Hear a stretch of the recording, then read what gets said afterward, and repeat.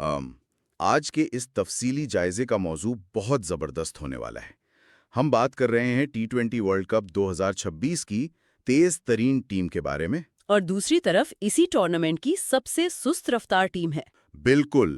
اس کے مطابق New Zealand اور پاکستان کا یہ سپر 8 ٹکراؤ محض دو ٹیموں کا نہیں ہے، جی، بلکہ یہ دو بالکل مختلف مائنڈ سیٹس اور حکمت عملیوں کا مقابلہ ہے۔ اور حیرت کی بات تو یہ ہے کہ پچھلے 30 مہینوں میں یہ دونوں ٹیمیں کوئی 41 مرتبہ آمنے سامنے آ چکی ہیں۔ ہاں، اور ان میں سے 24 تو صرف ٹی20 میچز ہیں۔ مطلب اتنی بار کھیلنے کا سیدھا سا مقصد یہ ہے کہ دونوں ٹیمیں ایک دوسرے کی کمزوریوں کو بہت اچھی طرح سمجھتی ہیں۔ صحیح۔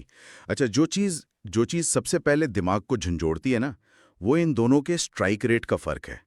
نیوزی لینڈ کا مجموعی سٹرائک ریٹ 165 سے بھی اوپر ہے، جو اس ٹورنامنٹ میں سب سے زیادہ ہے۔ بالکل، اور جبکہ پاکستان کا سٹرائک ریٹ صرف 135 پر رکا ہوا ہے۔ یعنی کوالیفائی کرنے والی تمام 8 ٹیموں میں سب سے کم۔ اتنا بڑا فرق تو کسی بھی میچ کا نقشہ بدل سکتا ہے۔ جی، اور اس فرق کی اصل وجہ انفرادی کارکردگی ہے۔ دیکھیں، اگر نیوزی لینڈ کے بلے بازوں کے اعداد و شمار پر نظر ڈالیں تو گلین فلپس انصاف کی اوسط اور 185 کے خطرناک سٹرائک ریٹ سے کھیل رہے ہیں۔ 185؟ یہ تو واقعی۔ اور فن ایلن کا سٹرائک ریٹ بھی 177 ہے۔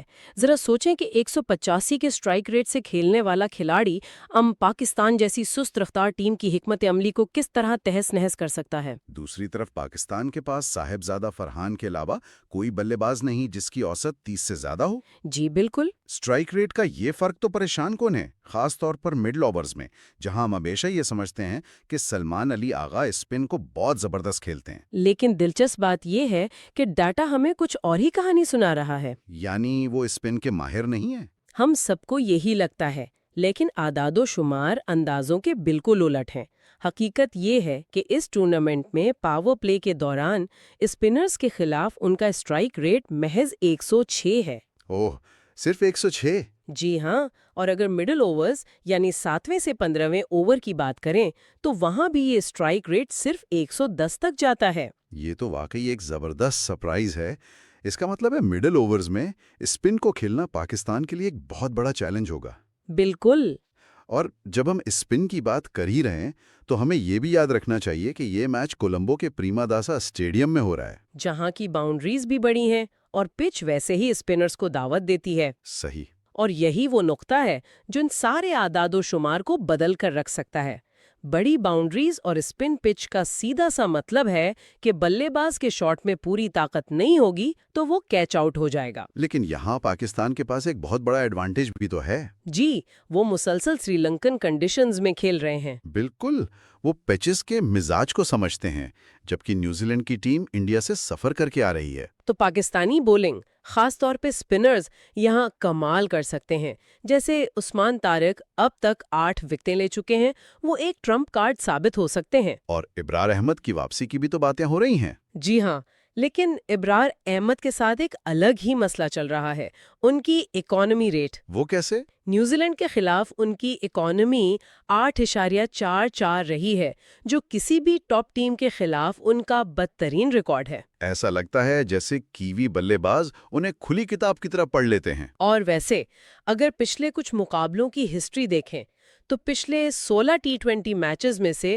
12 نیوزی لینڈ نے ہی جیتے ہیں۔ تاریخ تو یہی بتاتی ہے، لیکن ذرا ٹھہریں، جب بات ورلڈ کپ کی آتی ہے تو کہانی پوری طرح بدل جاتی ہے۔ جی، ورلڈ کپ کے مقابلوں میں پاکستان اور نیوزی لینڈ 7 بار آمنے سامنے آئے ہیں اور 5 بار فتح پاکستان کے نام رہی ہے۔ اور اس بار موسم بھی اس سنسنی میں اپنا رنگ جما رہا ہے۔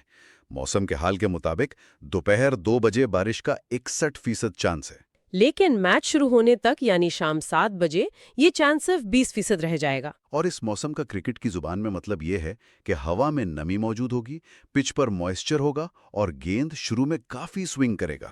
ایسے میں ٹاس جیتنے والی ٹیم بغیر کسی ہچکچاہٹ کے پہلے بولنگ کرنے کو ہی ترجیح دے گی۔ تو اگر اس سارے جائزے کو سمیٹیں تو یہ میچ محض 2 ٹیموں کا نہیں بلکہ نیوزی لینڈ کی بے پناہ جارحانہ طاقت اور پاکستان کی مقامی کنڈیشن سے ہم آہنگی کے درمیان ایک زبردست مقابلہ ہے۔ بالکل، اور اس سے ہمیں یہ اہم سبق ملتا ہے کہ کرکٹ صرف اعداد و شمار یا کیلکولیٹر پر کھیلا جانے والا کھیل نہیں ہے۔ صحیح کہا آپ نے۔ وقتی فارم اور سٹرائک ریٹس کی اہمیت ضرور ہے، لیکن مقامی کنڈیشنز، پچ کا بدلتا ہوا مزاج اور ٹورنامنٹ کا دباؤ بنے بنائے ریکارڈز کو بالکل بے معنی کر دیتا ہے۔ بہت خوب۔ تو اب اس ساری صورتحال کو سامنے رکھتے ہوئے اس بات پر ضرور غور کیا جائے، کیا ہوگا جب صرف ہائی اسٹرائک ریٹ اور جدید ڈیٹا پر انحصار کرنے والی ٹیم کا سامنا ایک ایسی پچ پر ہو جہاں روایتی، محتاط